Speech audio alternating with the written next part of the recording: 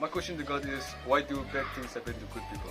Dear God, if you are the peace, why war is the only solution for all the problems? What was the actual reason to talk to the earth? When are you sending Jesus back to earth? My one question to God is, will my ambition be fulfilled? I would ask God for forgiveness. I would ask him, how actual happiness feel like? Who will win 2022 FIFA World Cup? Why so many squares in Koima? My question to God would be, why do you allow young people and children to die so early? Dear God, how are you and how are you dealing with all this chaos in this world? God, why do you love me despite of all my sins? My question is to God, how does heaven looks like?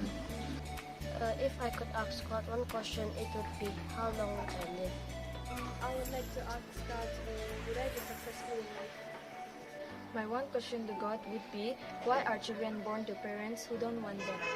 I would ask God, why me? Why He created me? For what purpose? If I get a chance to ask God a question, it would be, how old are you?